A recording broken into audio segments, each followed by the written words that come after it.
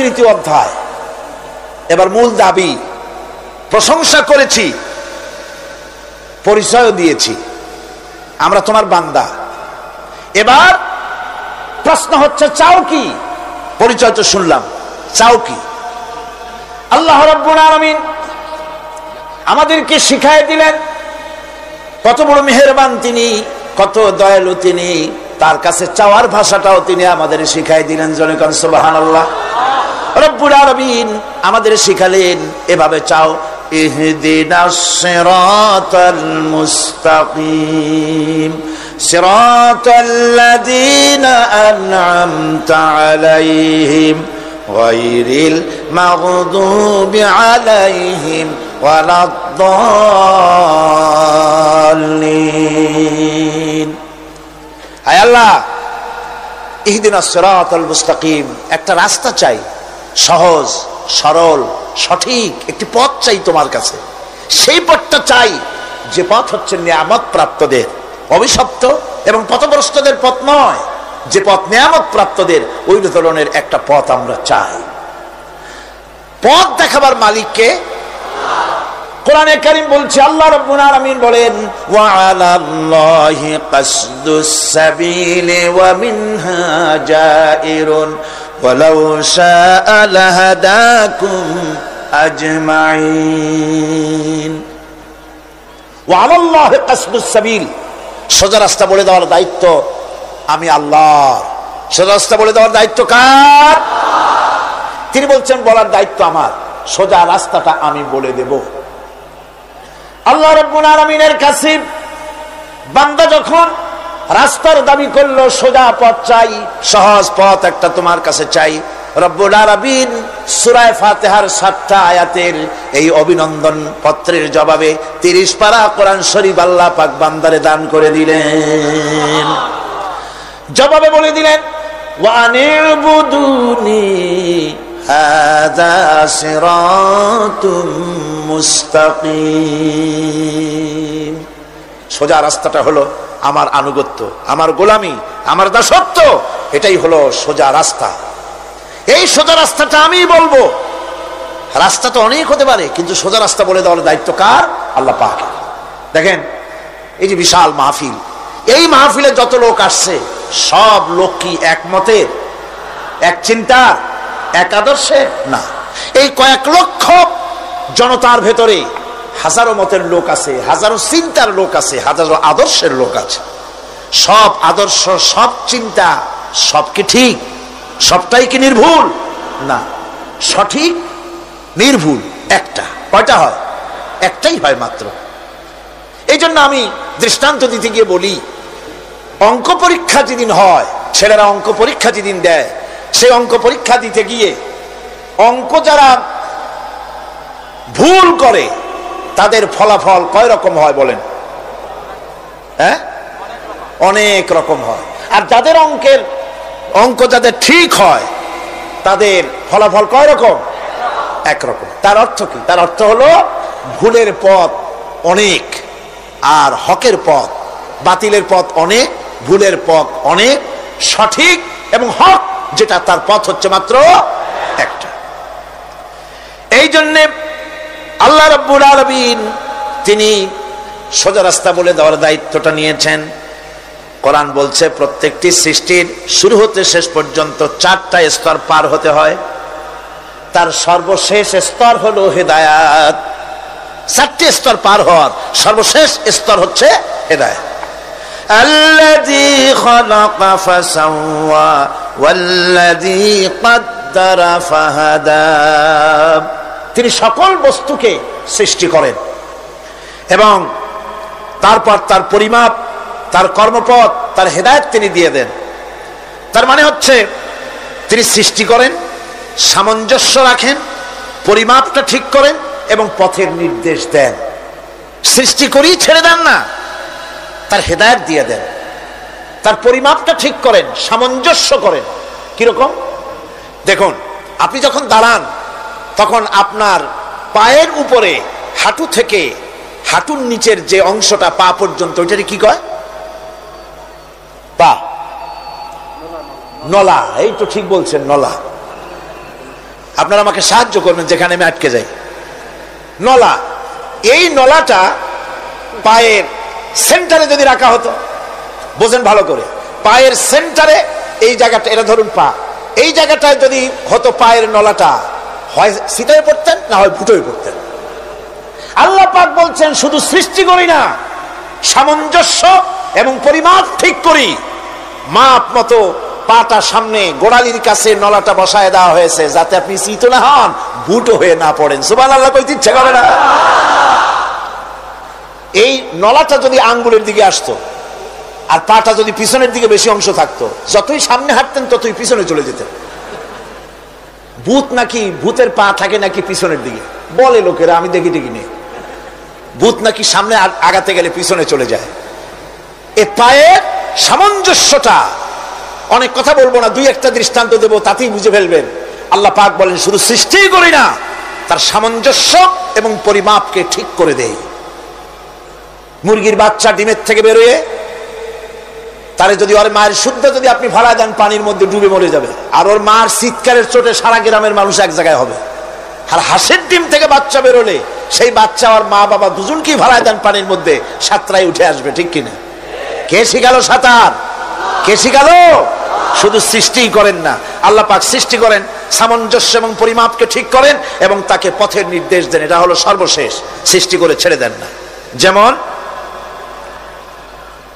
কোরআনে কারীমে হযরত ইব্রাহিম আলাইহিস সালাম তিনি তার সম্প্রদায়ের সাথে যে কথোপকথন করেছিলেন, বিষয়টি আল্লাহ পাক কোরআনে কারীমের মধ্যে কোট করে দিলেন। এই হেদায়েতের বিষয় সেখানে আছে বলে আল্লাহ পাক বিষয়টা কোরআনে জায়গা করে দিলেন।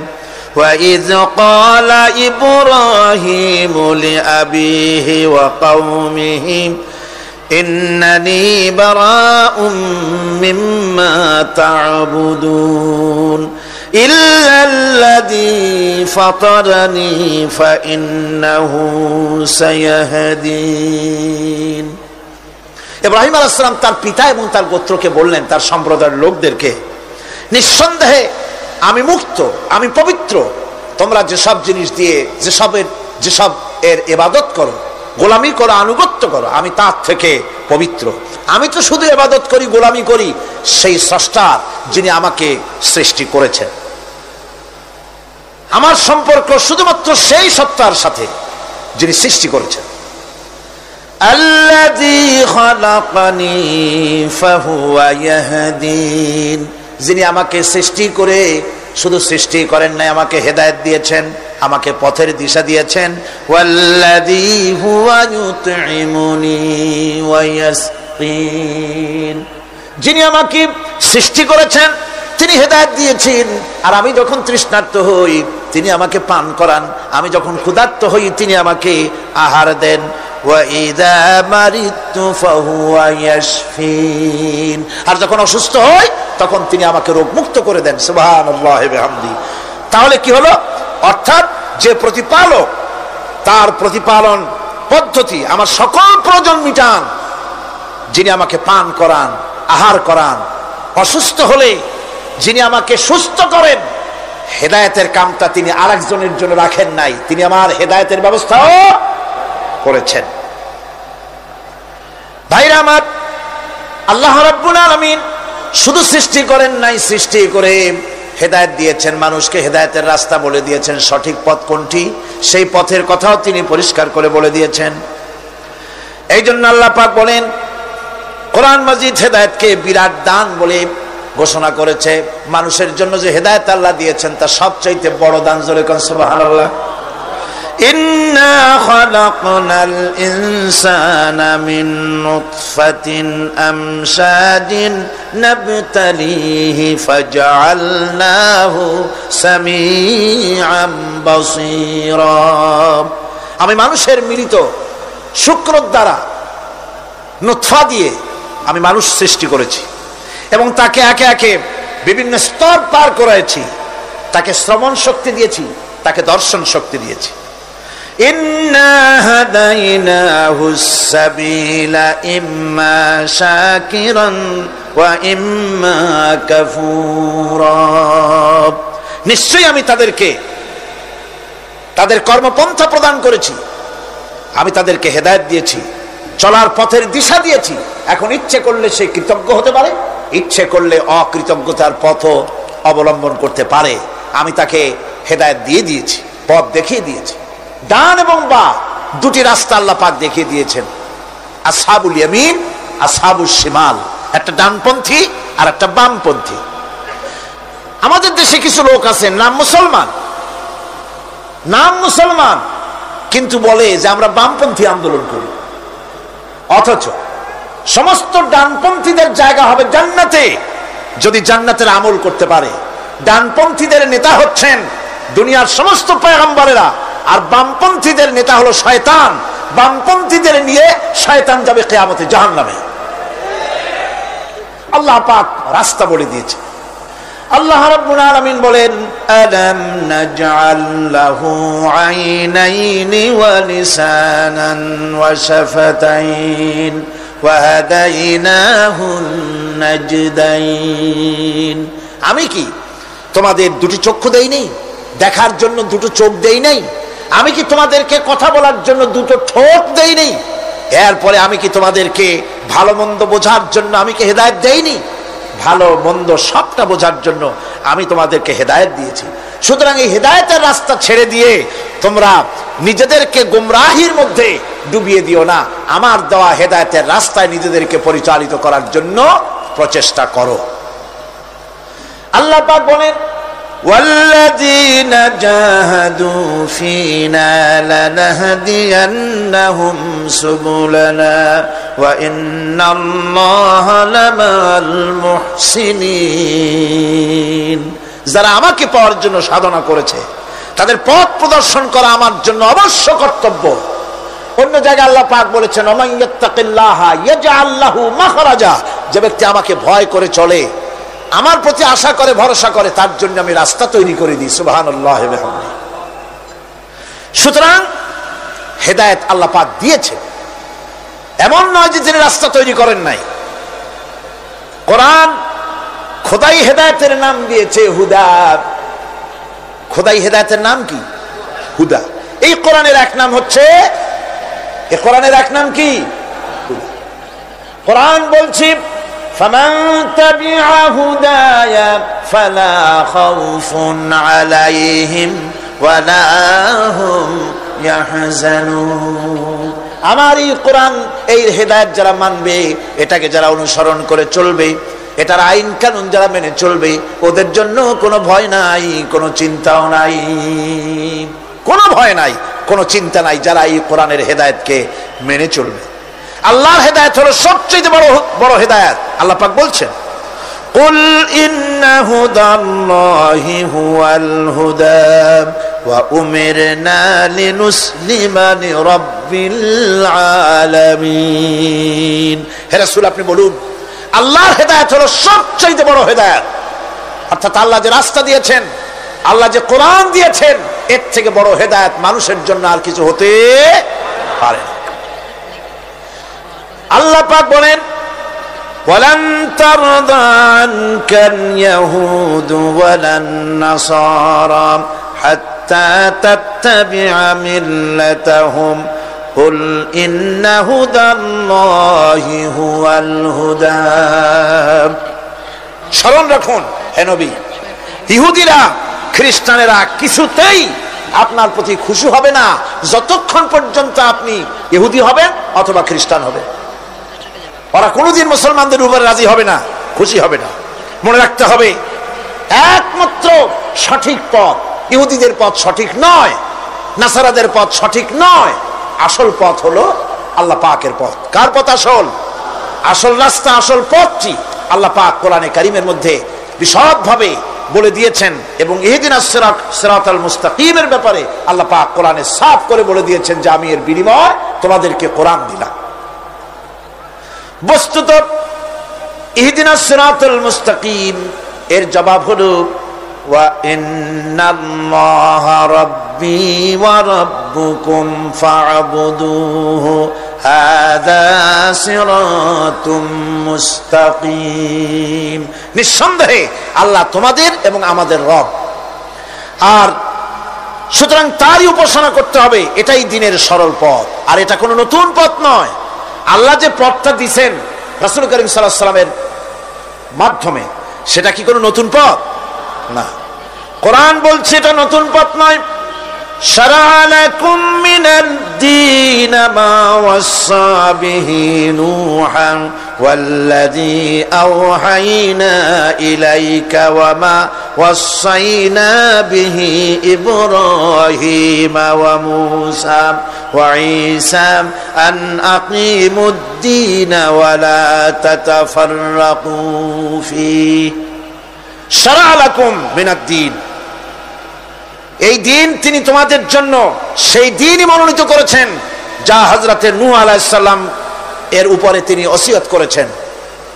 যা ওসিয়ত করা হয়েছিল, নসিহত করা হয়েছিল হযরতে নূহ আলাইহিস সালামের প্রতি, তিনি মনোনীত করেছিলেন হযরত নূহ আলাইহিস সালামকে এই দ্বীনকে প্রচার করার জন্য। আর যার উপরে চলার জন্য হযরত ইব্রাহিম, হযরতে মূসা, হযরত ঈসাকে নির্দেশ করা হয়েছিল।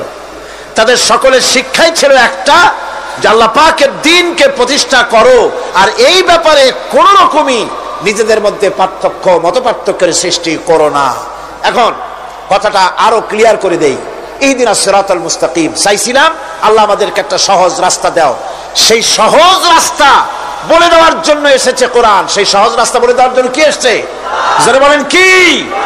এই কোরআনে কারীম যদি প্রতিষ্ঠিত করা যায় সমাজে, রাষ্ট্রে, ব্যক্তিতে, পরিবারে, কোরআন যদি প্রতিষ্ঠিত করা যায়, তাহলেই মানুষেরা সহজ সরল পথ পাবে। নইলে সহজ সরল পথ পৃথিবীতে আর কারো কাছে নাই। যা আছে সবটা কার কাছে? কোরআনে কারীমের কাছে। এরপরে আমরা বলি সিরাতাল্লাযীনা আন'আমতা আলাইহিম গায়রিল মাগদুবি আলাইহিম ওয়ালাদ-দাল্লিন। রাস্তার থেকে মানুষেরা মাঠের ভিতরে নামার চেষ্টা করছেন, কিন্তু মানুষকে কষ্ট দেওয়া ছাড়া আর কিছুই হবে না।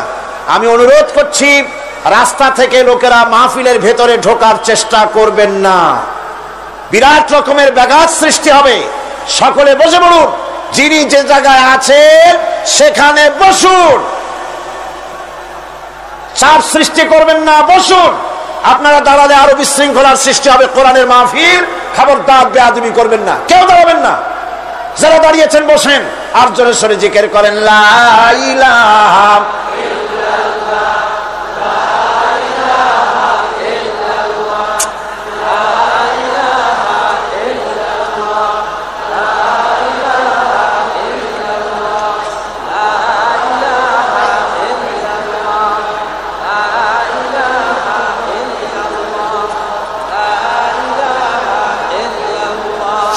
লা ইলাহা ইল্লাল্লাহ, জোরে করেন লা ইলাহা ইল্লাল্লাহ, লা ইলাহা ইল্লাল্লাহ,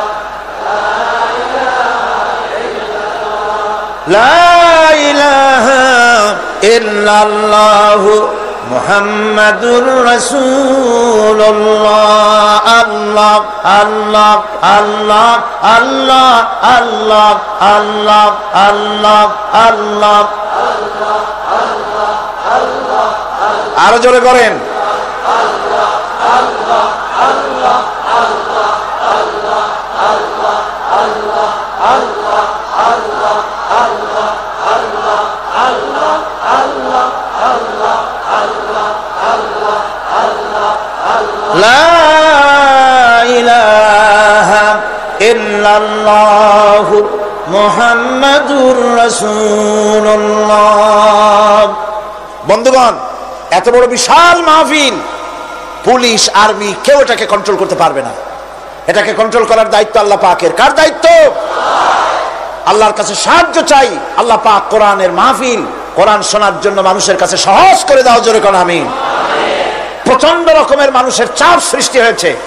আপনারা রাস্তা থেকে মানুষকে চাপাচাপি করবেন না, সবাই বসেন, হাঁটতে চেষ্টা করবেন না। এত বড় মাহফিল, আপনি হাঁটিয়া মানুষকে কষ্ট দিবেন না। যারা যেখানে দাঁড়ায়ছেন সেখানে বসেন, বরকত হবে। হাঁটলে গুনাহ হবে, হাঁটবেন না।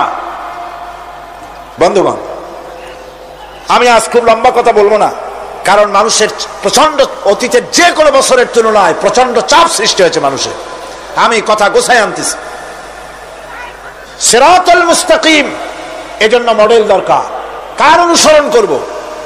আল্লাহ পাক শিখায় দিলেন, সিরাতাল্লাযীনা আন'আমতা আলাইহিম। পড়েন সবাই, সিরাতাল্লাযীনা আন'আমতা আলাইহিম গায়রিল মাগদুবি আলাইহিম ওয়ালাদ-দাল্লিন। আয় আল্লাহ, অনুগ্রহপ্রাপ্ত দল, সেই রাস্তা, অনুগ্রহপ্রাপ্তদের রাস্তা চাই। তোমার মনোনীত ব্যক্তি, অনুগ্রহপ্রাপ্ত যারা, তাদের পথ অনুসরণ করতে চাই। এই অনুগ্রহপ্রাপ্ত দল কারা, সে কথা কোরআন শরীফে বলা হয়েছে। আল্লাহ রাব্বুল আলামিন বলেন, وَمَن يُطِعِ اللَّهَ وَالرَّسُولَ فَأُولَئِكَ مَعَ الَّذِينَ أَنْعَمَ اللَّهُ عَلَيْهِمْ مِنَ النَّبِيِّينَ وَالصِّدِّيقِينَ وَالشُّهَدَاءِ وَالصَّالِحِينَ وَحَسُنَ أُولَئِكَ رَفِيقًا। আর যে ব্যক্তি আল্লাহ এবং রাসূলের আনুগত্য স্বীকার করলো, নিঃসন্দেহে সে অনুগ্রহপ্রাপ্তদের সঙ্গী হলো। সেই অনুগ্রহপ্রাপ্ত কারা? নবীয়িন। 4 শ্রেণীর লোক। কয় শ্রেণী? বলেন সবাই, কয় শ্রেণী? নবীয়িন, সিদ্দিকিন, শুহাদা, সালিহিন। এই 4 শ্রেণীর লোক হচ্ছে আল্লাহ পাকের অনুগ্রহপ্রাপ্ত লোক। কোন আলহামদুলিল্লাহ। এরাই হলো অনুগ্রহপ্রাপ্ত দল। এখন নবী কারা?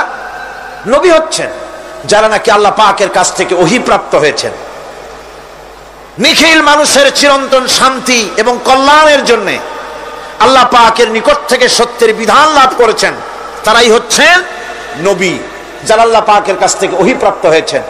আর নবীরা হচ্ছেন মাসুম, নবীরা হচ্ছে বেগুনাহ। নবীদের কোনো ভুল নাই, নবীদের কোনো গুনাহ নাই। কারণ সুবহানাল্লাহ, এই পৃথিবীর মধ্যে সুপার কোয়ালিটির মানুষ, সর্বশ্রেষ্ঠ মানুষ কারা? নবীরা। সর্বশ্রেষ্ঠ মানুষ কারা? এখানে আবার এক শ্রেণীর লোকেরা বলে যে নবীরে মানুষ কওয়া যাবে না। আছেন এমন লোক, নবীরে মানুষ কওয়া যাবে না। কেন? কেন? নবীর সম্মান কত। আচ্ছা, নবীরে মানুষ বলবো না তো বলবোটা কি? নবীরা কি ফেরেশতা? যদি ফেরেশতা বলি তাহলে কি নবীদের মর্যাদা বাড়ানো হলো? বলেন আপনারা, বাড়ানো হলো? তাহলে নবীদেরকে কি বলবো? তারা কি জেন? যদি জেন বলি তাহলে তাতে কি মর্যাদা বাড়বে? সবচাইতে মর্যাদা বেশি কার? মানুষের। সুতরাং এক শ্রেণীর লোকেরা খামোখাই আলেম নামধারী লোক, অথচ নবীকে মানুষ বলতে রাজি না। কোরআনে কারীম সাফ করে আল্লাহ পাক পরিষ্কার করে বলেছেন, কুল ইন্নামা আনা বাশারুম মিসলুকুম ইউহা ইলাইয়া আন্নামা ইলাহুকুম ইলাহুন ওয়াহিদ। নবী বলুন, আমি তোমাদের মতো মানুষ, আমার উপরে ওহী আসে। ইন্নামা আনা বাশারুম মিসলুকুম, তোমাদের মতো মানুষ। একটু ভালো করে বিষয়টা বোঝেন। আরো বলেছি আমি, আজকে আবার স্মরণ করায় দেই। আল্লাহ শিখাই দিচ্ছেন, বলুন আমি তোমাদের মতো মানুষ, ফেরেশতা নই, জিন নই, আমার কাছে ওহী আসে। পার্থক্য এখানে। তবে আরো পার্থক্য আছে, সেটা হচ্ছে আমরা হচ্ছি সাধারণ মানুষ, নবীরা হচ্ছেন অসাধারণ মানুষ। সুবহানাল্লাহ। আমরা হচ্ছি মানব, রাসূল আল্লাহর পয়গম্বররা হচ্ছেন মহামানব। কথা বুঝে আসছে? তার মানে হলো আমরা সাধারণ মানুষ। সাধারণ মানুষেরা গুনাহ করতে পারে, ভুল করতে পারে, সব রকমের গুনাহ করতে পারে। নবীরা কোনো গুনাহ করতে পারেন না। আল্লাহ পাক তাদের দিয়ে গুনাহ করান না। আল্লাহ পাক ফেরেশতা দিয়ে, আপন কুদরত দিয়ে নবীদেরকে হেফাজত করেন। সুবহানাল্লাহ। সুতরাং এই কথা বিশ্বাস করতে হবে, সমস্ত নবীরা হচ্ছেন মানুষ। নবীদের আদর্শই কেবলমাত্র আদর্শ, সেই আদর্শকেই গ্রহণ করতে হবে, তাকেই একমাত্র নেতা হিসাবে গ্রহণ করতে হবে। আমার নেতা বলতেও রাজি না। মুশকিল কি এক জায়গায়? কয় যে নেতা বলা যাবে না। কেন? কয় যে ওই যে মানুষেরা বলে, স্লোগান দেয়, আমার নেতা, তোমার নেতা, অমুক তমুক, হেন তেন।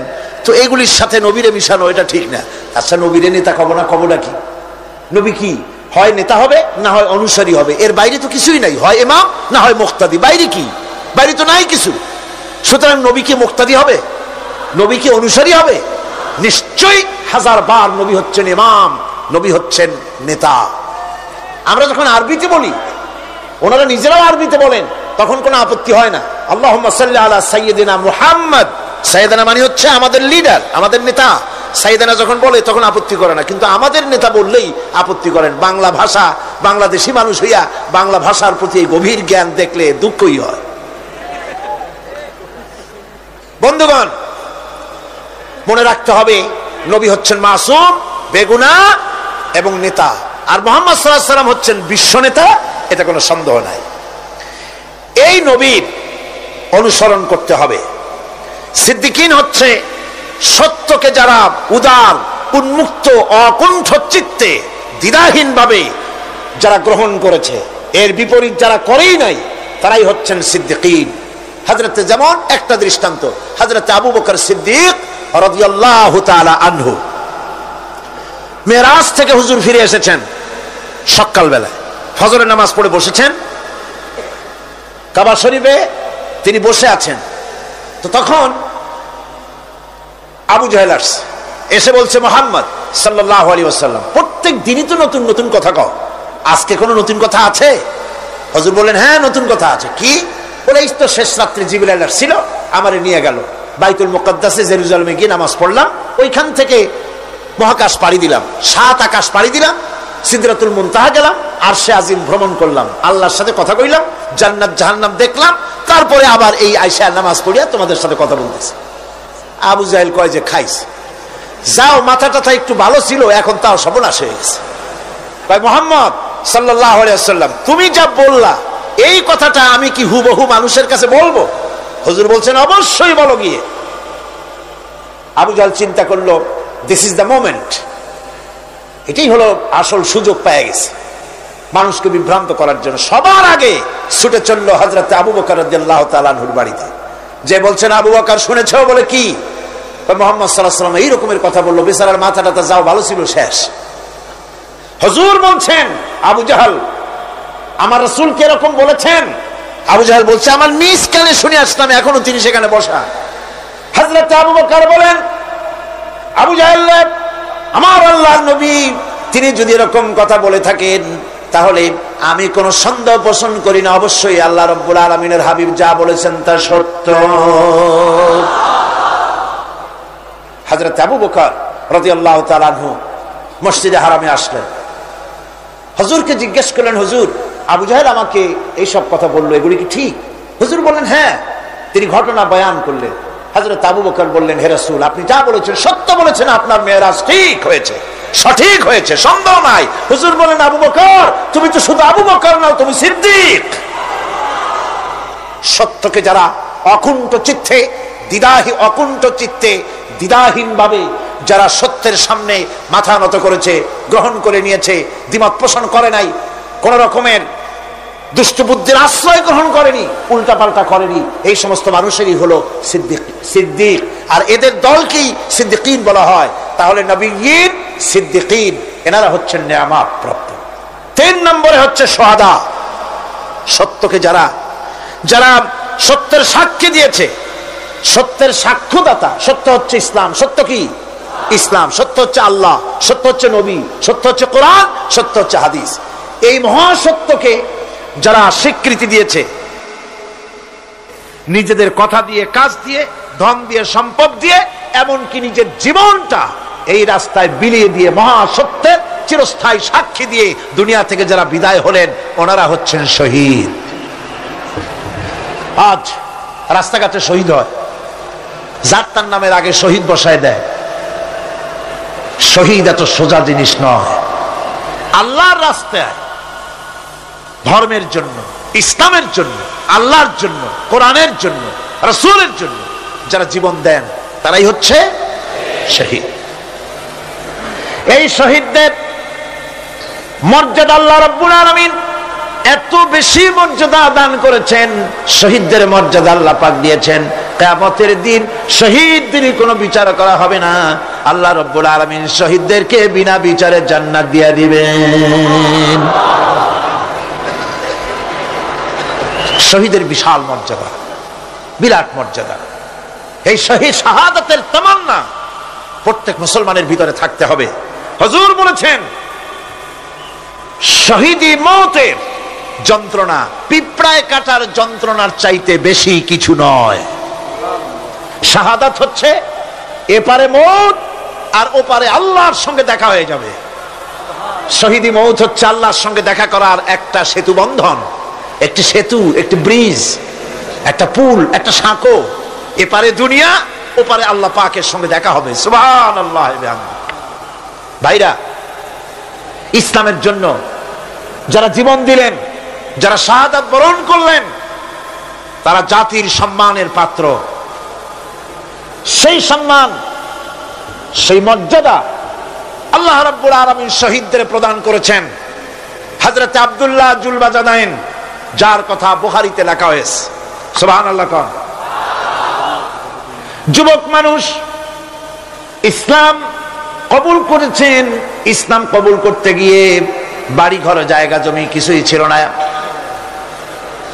ছোট্ট অবস্থায় বাবা মারা গেছে, চাচার ঘরে লালিত পালিত হচ্ছিলেন। এরপরে রাসূলের প্রতি ঈমান আনবেন, চাচার ভয়তে পারেন না। হুজুর হিজরত করলেন। আব্দুল্লাহ, তার নাম ছিল আব্দুল উজ্জা। তিনি চলে গেলেন চাচার কাছে। চাচা গো, মুহাম্মদ সাল্লাল্লাহু আলাইহি ওয়াসাল্লাম আল্লাহর নবী, ব্যাপারে তোমার মত কি? তিনি বলেন আমারও তো তাই মনে হয়। যদি তাই মনে হয় তার উপর ঈমান আনবেন কিনা? চাচা বলে না, কখনো ঈমান আনবো না। ভাতিজা বলতেছেন চাচাজি, বছরের পর বছর ধরে অপেক্ষা করতেছিলাম, আমি আপনার অধীনে আছি বলে ইসলাম কবুল করতে পারি নাই। আমার ইচ্ছা ছিল আপনি আগে করবেন, তারপরে আপনাকে দেখা দেখি আমি করব।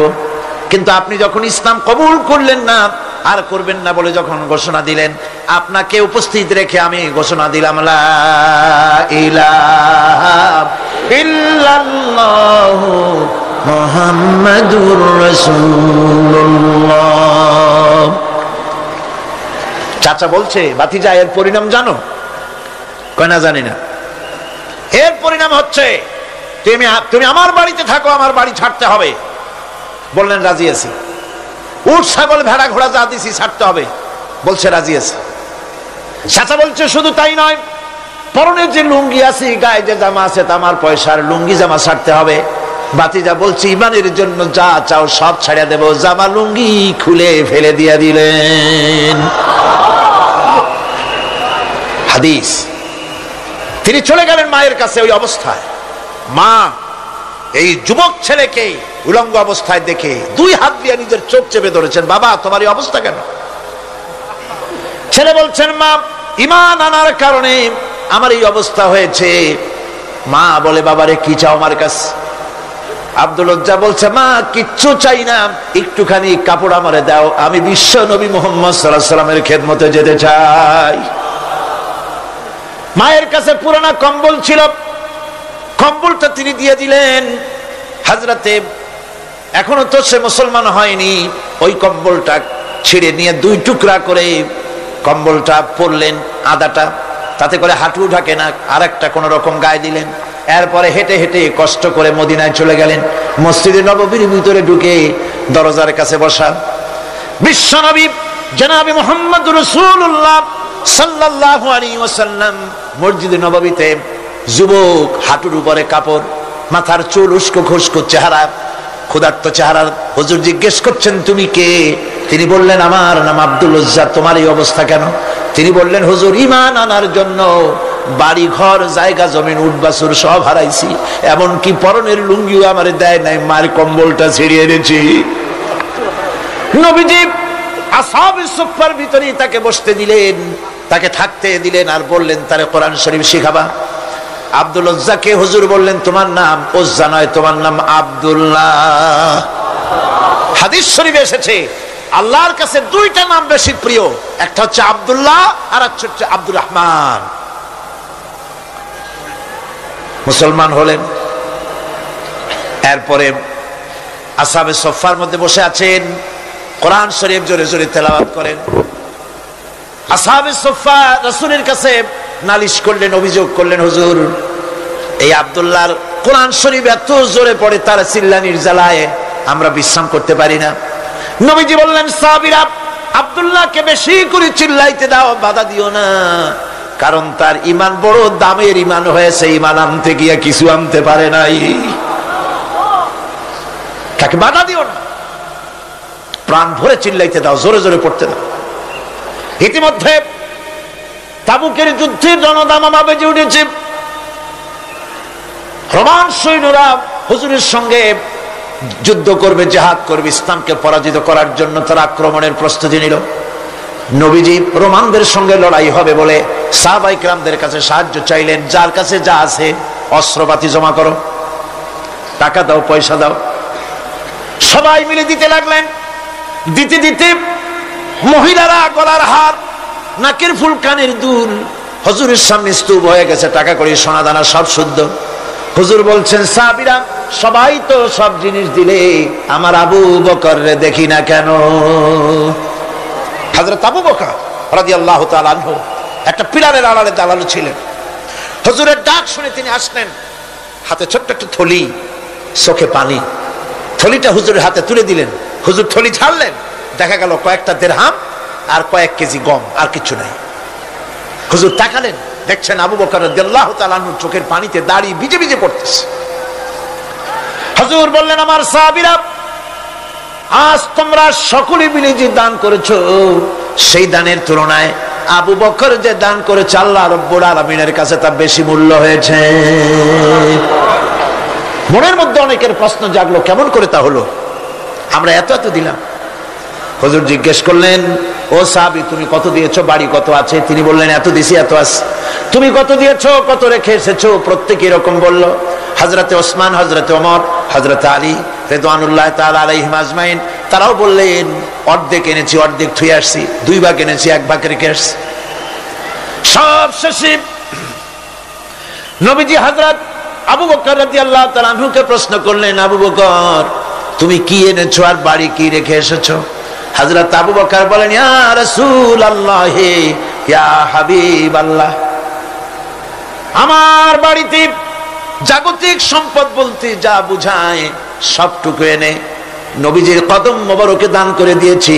আবু বকরের ঘরে এখন আল্লাহ আর তার রাসূল ছাড়া কোনো জিনিস বাকি নাই, যা ছিল সব এনেছি। হুজুর জিহাদে রওনা হলেন 30,000 সৈন্য সাথে, 30 সহস্র সৈন্য নিয়ে নবীজি তাবুকের দিকে চললেন। পথের মধ্যে হযরত আব্দুল্লাহ এসে হুজুরের সামনে দাঁড়ায় গেছেন। আব্দুল্লাহ এসে বলেন, ইয়া রাসূলুল্লাহ, একটু দাঁড়ান। এই জিহাদে মেয়ে লোক, পুরুষেরা, সাহাবীরা সবাই প্রাণ ভরে দান করলো, কিন্তু আমি এমন এক বান্দা, আল্লাহর কিছুই দিতে পারলাম না। আমার তো দেওয়ার মতো কিছুই নাই হুজুর, আমার দেওয়ার মতো কিছুই নাই। তবে আমি আপনার কাছে দোয়া চাই, আপনি দোয়া করুন, আমি যেন এই যুদ্ধে, এই জিহাদের ময়দানে আমি যেন শহীদ হতে পারি। নবীজি বললেন, একটু বাকল নিয়ে আসো গাছের। একটা গাছের বাকল আনা হলো।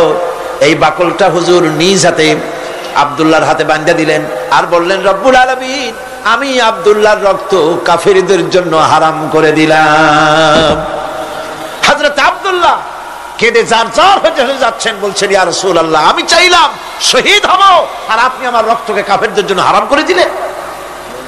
হুজুর বলেন, আব্দুল্লাহ রে, এখন যদি তোমার মৃত্যু জ্বরের ভিতরে হয়, আল্লাহ রাব্বুল আলামিন তোমারে শাহাদাত নসিব করে দিবেন। তাবুকের ময়দানে হুজুর চলে গেলেন। কয়েকদিন পরে খবর আসলো হুজুরের কাছে, আব্দুল্লাহ কয়েকদিন জ্বর ভোগ করে আব্দুল্লাহ মারা গিয়েছেন। হুজুর বললেন, তার জানাজার ব্যবস্থা করো, কাফন দাফনের ব্যবস্থা করো। ব্যবস্থা হয়ে গেল। রাতের বেলায় দাফন হবে।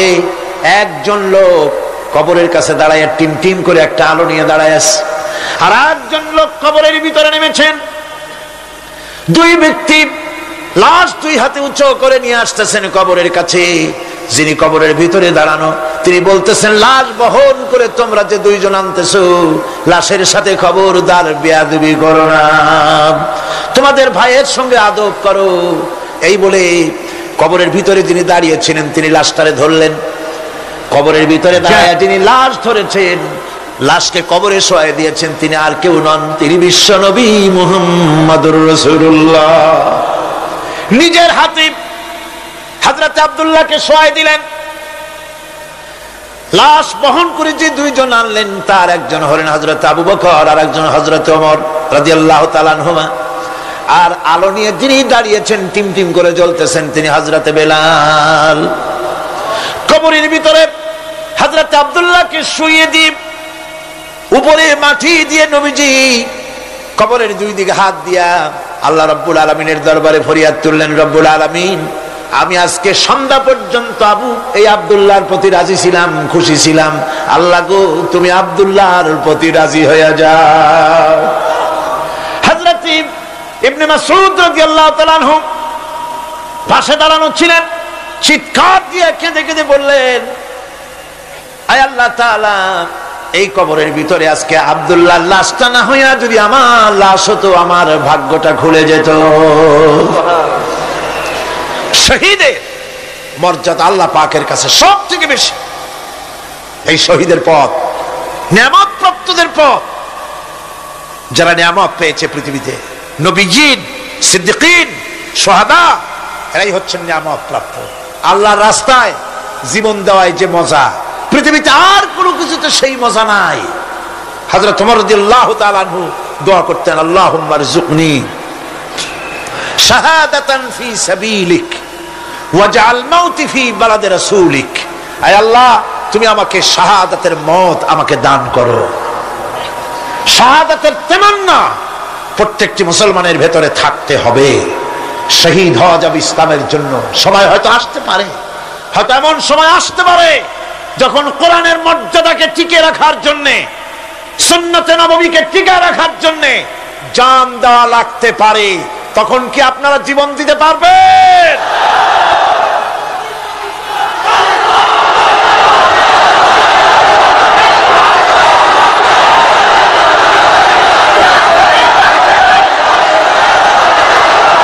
এরপরে চতুর্থ নম্বরে হচ্ছে সালিহিন। চতুর্থ নম্বরে কি?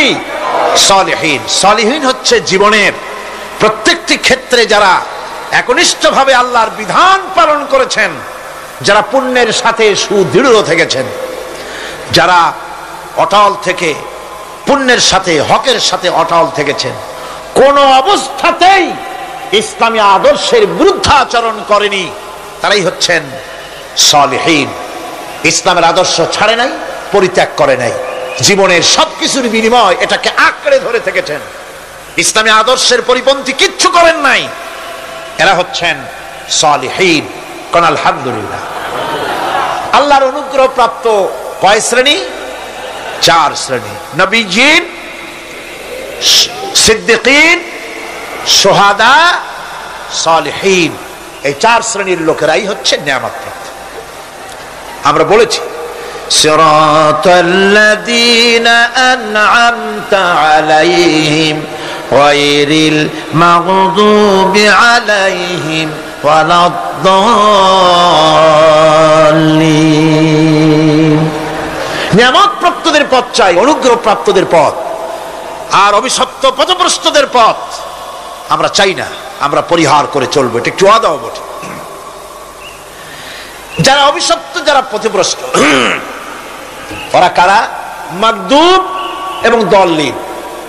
মাগদুব হচ্ছে অভিশপ্ত, দল্লিন হচ্ছে পথভ্রষ্ট। দুনিয়ার সমস্ত মুফাসসিরিন, মুহাদ্দিসিন সব একমত, মাগদুব হচ্ছে ইহুদিরা। মাগদুব কারা?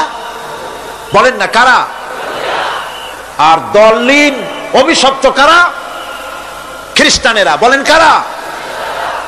একটুখানি জোরে সোরে দরুদ শরীফ পড়েন। সালাতুন ইয়া রাসূলুল্লাহ আলাইকুম, সালামুন ইয়া হাবিবাল্লাহ আলাইকুম। জোরে পড়েন।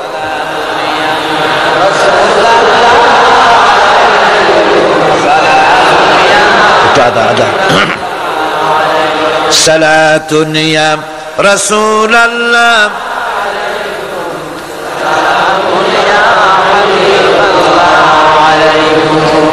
ভাইরা, ইহুদিদের অভিশপ্ত হওয়ার কারণটা কি? আল্লাহ রাব্বুল আলামিন বলেন, শোনো কারণ কি। وَضُرِبَتْ عَلَيْهِمُ الْمَسْكَنَةُ ذَلِكَ بِأَنَّهُمْ كَانُوا ইয়াকফুরুনা বিআয়াতিল্লাহি ওয়া ইয়াকতুলুনাল আমবিয়া বিগাইরি হক যালিকা বিমা আসাউ ওয়া কানু ইয়াতাদুন।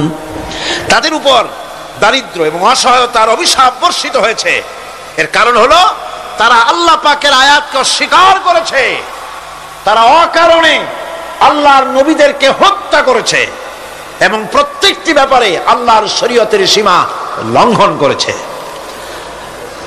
যুরিবাত আলাইহিমুল যিল্লাতু ওয়াল মাসকানা ওয়া বাউ বিগাদাবিন মিনাল্লাহ। আল্লাহ পাক বলেছেন চিরকাল ইহুদিরা অভিশপ্ত, তাদের কোনো আবাসস্থল হবে না, সারা জীবন ঘুরে বেড়াবে। আপনারা বলবেন কই ঘুরে বেড়ায় না, তো তাদের তো জায়গা হইছে জেরুজালেমে, ইসরায়েলে, সেখানে তারা জায়গা করে নিয়েছে। তাহলে এটা কেমন হলো?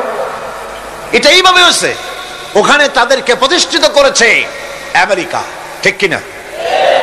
আল্লাহ পাক কোরআন শরীফের মধ্যে বলেছেন যদিও মানুষের সাহায্যে কোনো জায়গায় তাদেরকে আল্লাহর ইচ্ছায় অথবা মানুষের সাহায্যে কোথাও যদি জায়গা হয়, অপমানের জীবন যাপন করতে হবে সারাটা জীবন কিয়ামত পর্যন্ত, দুকে দুকে মরতে হবে, দেশে দেশে ঘুরে বেড়াতে হবে ভিক্ষুকের মতো।